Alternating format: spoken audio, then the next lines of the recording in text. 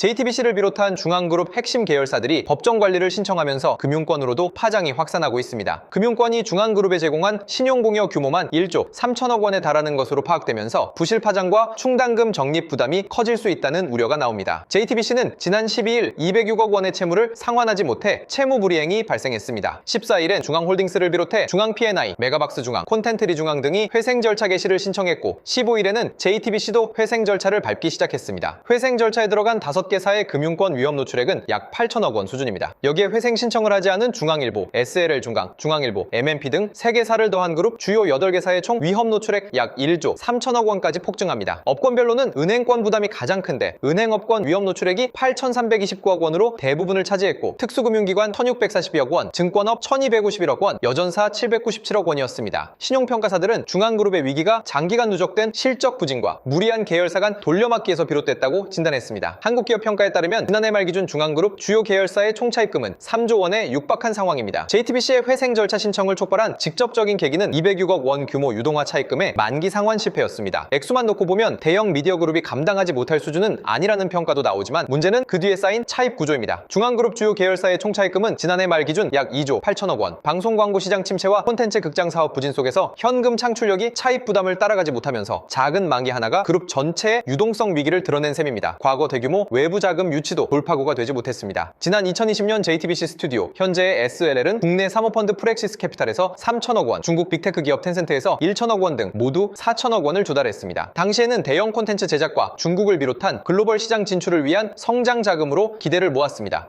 그러나 제작사 인수와 해외 사업 확장에도 안정적인 현금 흐름을 확보하지 못하면서 재무 부담은 계속 누적됐습니다. 다만 텐센트의 투자금이 JTBC 방송사에 직접 투입됐거나 이번 회생 신청의 원인이 됐다고 단정할 수는 없습니다. 텐센트는 콘텐츠 계열사 SLL에 투자한 재무적 투자자입니다. 결국 이번 사태의 본질은 중국 자금의 유입 자체보다 수천억 원의 외부 투자를 받고도 이를 지속 가능한 수익과 현금으로 전환하지 못한 중앙그룹의 공격적인 확장 전략과 재무관리 실패에 있다는 지적입니다. 이런 가운데 JTBC를 비롯해 콘텐트리 중앙, 메가박스 중앙, 중앙홀딩스, 중앙 P&I가 법원에 회생 절차 개시를 신청함에 따라 중앙그룹의 위기가 확산하는 모습입니다. 중국 자본을 끌어들여 글로벌 콘텐츠 제국을 꿈꿨던 중앙그룹이 결국 법원 문을 두드렸습니다. JTBC와 중앙홀딩스, 콘텐트리 중앙, 메가박스 중앙, 중앙 P&I 등 5개사는 유동성 위기를 견디지 못하고 기업 회생 절차를 신청했습니다. 위기의 한복판에는 콘텐츠 제작사 SLL 중앙이 있습니다. SLL은 2021년 프렉시스 캐피탈에서 3천억 원, 중국 텐센트에서 1천억 원을 유치하며 2024 연 3월까지 상장을 추진하기로 했습니다. 상장이 무산되면 원금과 약정 수익을 지급하거나 투자자 주도로 경영권 매각에 나설 수 있는 조건도 담겼습니다. 하지만 콘텐츠 시장이 얼어붙고 SLL의 상장이 계속 미뤄지면서 4천억 원의 투자금은 그룹의 거대한 상환 부담으로 돌아왔습니다. 흥행작이 이어졌지만 JTBC가 보유한 SLL 지분은 싼 퍼센트에도 못 미쳤고 프로그램 제작과 IP는 SLL에 집중된 반면 JTBC는 송출과 보도, 중개 비용을 떠안았습니다. 여기에 메가박스 지원과 대규모 차입금, 잇따른 투자 유치, 실패까지 겹쳤습니다. JTBC가 206억 원의 차입금을 갚지 못해 디폴트를 선언한 뒤 핵심 계열사들이 줄줄이 회생을 신청했습니다. 중국 텐센트의 돈이 몰락의 단일 원인은 아니지만 상장을 전제로 받아들인 외부 자본과 무리한 확장 전략에 실패하면서 중앙그룹의 유동성 위기를 더욱 키웠다는 평가입니다. 정작 텐센트가 투자한 SLL은 이번 회생 신청 명단에서 빠졌습니다.